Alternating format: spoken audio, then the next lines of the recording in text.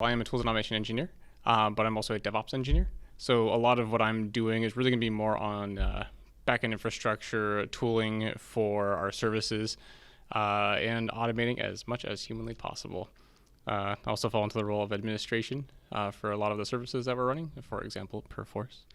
On a day-to-day, we're looking at doing, Well, I know day to day, you're the type of person that if a problem comes up within our programs, our tools, something's not working, I go to you if not to Nate. So I don't know if that's the appropriate, but you always seem to have the answer to help out to make sure everything is running smooth. But I know you have more responsibilities than that. But yeah. Right. And you see me doing a lot of firefighting, and that's something that I'm traditionally very used to. A lot of previous positions that I've held, I've fallen into that firefighter role.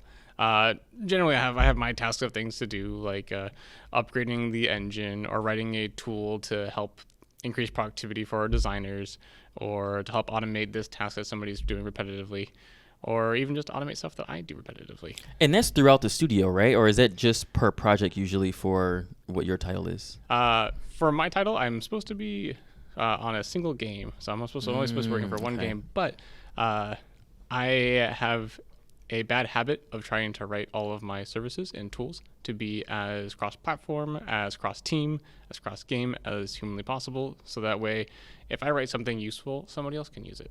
Yeah, and I think it makes it better for the studio because everybody's on the same tools or on the same process and pipeline instead of having multiple things, and now you have to cater and manage multiple things. Maybe things you didn't even come up with is certain things that other projects want to use. So yeah, that could be time consuming. Right, and there's a lot of services that are very similar. Logging infrastructure, it's the same. Our launcher that we use, the game launches the same way. The build system is pretty much identical for both games with just minor modifications for each of them.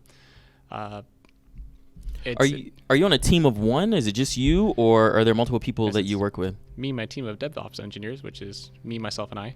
Nice. It's just me right now. We are looking at getting one more plus one very soon. So trying to grow out the team, maybe establish ourselves as a shared service between games and start growing it so that way for future games, we actually have a team of people that are dedicated to being able to migrate all the services to that game to help kick it off really fast.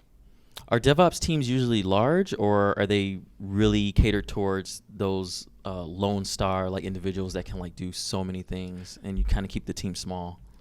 You'll mostly see DevOps teams, especially in the gaming industry, to be a lot more efficient, small.